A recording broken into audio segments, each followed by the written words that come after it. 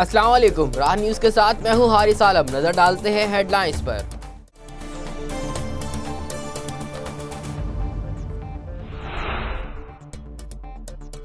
شام، روسی طیاروں نے قیامت ڈھا دی، بمباری سے 45 شہری شہید۔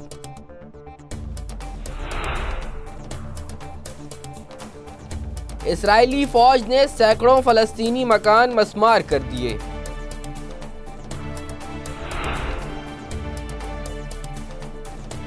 یورپی یونین نے امریکہ سے جان چھڑانے کی ٹھان لی۔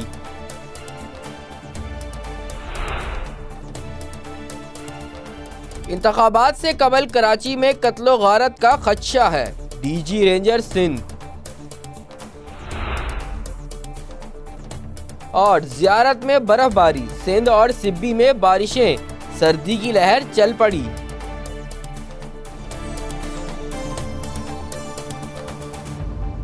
یہ تھی ہیڈ لائنز، اور اب چلتے ہیں خبروں کی تفصیل کی طرف۔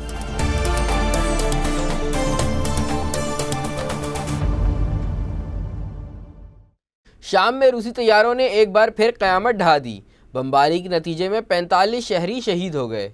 شامی شہری دفاع کے مطابق جنگی طیاروں نے پیر کی شام صبح حلب کے شہر عطارب میں بازار کو نشانہ بنایا۔ بمباری کے نتیجے میں 43 شہری شہید ہو گئے اور 50 سے زائد زخمی ہوئے۔ شہری دفاع کا کہنا ہے کہ ملبے کے نیچے ابھی بھی درجنوں افراد دبے ہوئے ہیں، جن کی تلاش کا کام جاری ہے۔ مرنے والوں میں خواتین اور بچے بھی شامل ہیں، جبکہ کئی دکانیں اور عمارتیں ملبے کا ڈھیر بن گئی ہیں۔ گنجان آباد علاقے میں بمباری کے باعث مقامی حکام نے ہلاکتوں میں اضافے کا امکان ظاہر کیا ہے۔ علاوہ ازیں شامی مبصر برائے انسانی حقوق نے 2 روز قبل ایک اعلان میں بتایا تھا کہ داعش نے شام کے مشرقی صوبے دیر الزور میں بوکمال شہر کو بشار کی فوج سے واپس لے لیا ہے۔ کئی قبائلی عمائدین اور مقامی آبادی نے بھی اس بات کی تصدیق کی ہے۔ قبل از شامی فوج اور اس کے حلیف جمعے کے روز فتح کا جشن مناتے ہوئے بوکلام میں داخل ہوئے تھے۔ دوسری جانب روس نے جمعے کے روز پیش رفت پر قائم رہتے ہوئے دعویٰ کیا ہے کہ شامی حکومت اور اس کے حلیف علاقوں سے نہیں نکلے۔ اس حوالے سے پھیلائی جانے والی بات قطعاً بے بنیاد ہے۔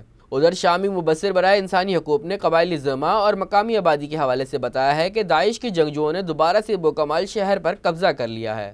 داعش کے شدت پسندوں نے اچانک سامنے آ کر حزب اللہ کے جنگجوؤں کو حیران کر ڈالا، جنہوں نے روس کی شدید بمباری کی معاونت سے دیر الزور صوبے کے شہر بولکمال پر حملہ کیا تھا۔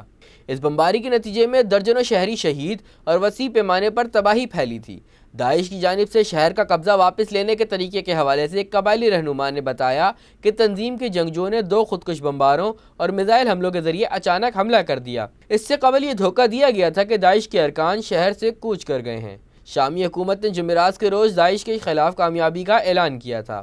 اس نے یہ بھی بتایا کہ شدت پسندوں کی ایک بڑی تعداد کو ہلاک کر دیا گیا ہے، جبکہ درجنوں جنگجوؤں نے خود کو حکام کے حوالے کر دیا۔ شامی حکومت نے یہ بھی کہا ہے کہ بوکمال شہر پر کنٹرول داعش کی پسپائیگی دلیل ہے، جس نے 3 برس تک اس علاقے پر قبضہ جمائے رکھا۔ اسرائیلی فوج نے سینکڑوں فلسطینی مکان مسمار کر ڈالے۔ اسرائیلی حکومت کے بعد فوج نے بھی فلسطینیوں کو بے گھر کرنا شروع کر دیا ہے۔ قابض فوج نے 300 فلسطینی باشندوں کو 8 روز میں اپنے آبائی گھر خالی کرنے کا حکم دیا ہے، جبکہ املاک مسمار کرنے کی بھی تیاری شروع کر دی ہے۔ خبر رساں اداروں کے مطابق غازب اسرائیلی انتظامیہ کے بعد ظالم فوج نے مغربی کنارے میں سینکڑوں فلسطینی باشندوں کو 8 روز کے اندر اپنے مکانات خالی کرنے کا حکم دے دیا ہے۔ یہ پہلا موقع ہے کہ اسرائیلی فوج انتحامی کارروائیاں خود انجام دے رہی ہے۔ 300 شہریوں کو کہا گیا ہے کہ وہ اپنے مکانات اور دیگر املاک چھوڑ کر فوری طور پر علاقے سے کوچ کر جائیں۔ اسرائیلی فوج ان مکانات کو غیر قانونی قرار دے رہی ہے، حالانکہ ان کے مکین کئی صدیوں سے اس علاقے میں آباد ہیں۔ قابض فوج نے عین الحلوہ اور رام جمال نامی علاقوں میں 550 ایکڑ اراضی پر قبضے کا ارادہ کیا ہے۔ اس غاصبانہ کارروائی سے مسلمان ہی نہیں، عیسائی باشندے بھی متاثر ہوں گے۔ یورپی یونین نے امریکہ سے جان چھڑانے کی تیاری کر لی ہے۔ فرانس اور جرمنی سمیت یورپی یونین کی 23 ریاستوں نے پیر کے روز ایک دفاعی معاہدے کو حتمی شکل دیتے ہوئے یورپی دفاعی یونین کی بنیاد رکھ دی۔ خبر رساں اداروں کے مطابق برطانیہ کے یورپی یونین سے آئندہ اخراج کے بعد یونین عسکری کی سطح پر زیادہ خود مختار بننے کی خواہش مند ہے، اور یہ معاہدہ اسی مقصد کے تحت طے کیا گیا ہے۔ اس کے علاوہ یورپی یونین مسلح تنازعات کے حل کے لیے امریکی عسکری مدد پر اپنا انحصار بھی کم کرنا چاہتی ہے۔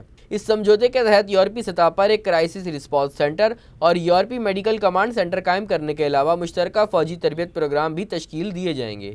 یونین کے رکن اور دیگر ریاستوں میں سے ڈنمارک نے اس معاہدے کا حصہ نہ بننے کا فیصلہ کیا ہے، جبکہ پولینڈ، آئرلینڈ اور مالٹا نے تاحال اس میں اپنی شمولیت کا فیصلہ نہیں کیا۔ اس معاہدے پر یورپی ممالک کے سربراہان اگلے ماہ دستخط کریں گے۔ ماضی میں امریکی پشت پناہی پر مغربی دفاعی اتحاد نیٹو اس علاقائی منصوبے کی راہ میں رکاوٹ بنتا رہا ہے، تاہم اب یورپی یونین نے ہمت کر کے اسے حتمی شکل دے دی ہے۔ ڈی جی رینجر سندھ کا کہنا ہے کہ انتخابات سے قبل کراچی میں شدید قتل و غارت کا خدشہ ہے۔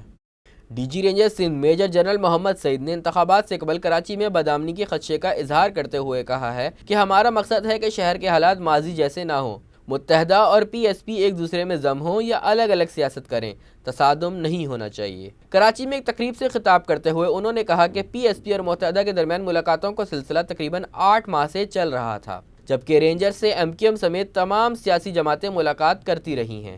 جس سیاسی پارٹی کے افراد کو گرفتار کیا جاتا ہے وہ ملاقات کے لیے آ جاتے ہیں۔ خواجہ اظہار پر حملے کے بعد 3 دن میں 7 ملاقاتیں ہوئی۔ D G rangers major general Muhammad Saeed نے مزید کہا کہ ماضی میں 8 سے 10 کروڑ روپے بھتہ وصول کیا جاتا تھا۔ لیالی گینگ وار کراچی کا ایک خوفناک کردار تھا، آج لیاری میں اس کا وجود بھی نہیں ہے۔ انہوں نے کہا کہ کراچی کا آپریشن کا فیصلہ اتفاق رائے سے کیا گیا تھا۔ آپریشن میں سول اور ملٹری انٹیلیجنس کا اہم کردار ہے اور ان کی مدد کے بغیر کام نہیں کر سکتے تھے۔ موسم کے حوالے سے تازہ ترین صورتحال یہ ہے کہ پورے ملک میں سردی کی لہر آ چکی ہے۔ سندھ کے مختلف حصوں میں ہلکی اور معتدل نوعیت کی بارشیں شروع ہو گئی ہیں، جن سے موسم تو خوشگوار ہوا ہی ہے، تاہم سردی بھی بڑھ گئی ہے۔ سندھ کے مختلف شہروں لاڑکانہ، شہداد کوٹ، جیکب آباد، سکھر اور دوسرے علاقوں میں بارشیں ہوئی ہیں۔ دوسری جانب سبھی میں بھی بارش ہوئی ہے، جبکہ زیارت میں موسم کی پہلی برف باری ہوئی ہے۔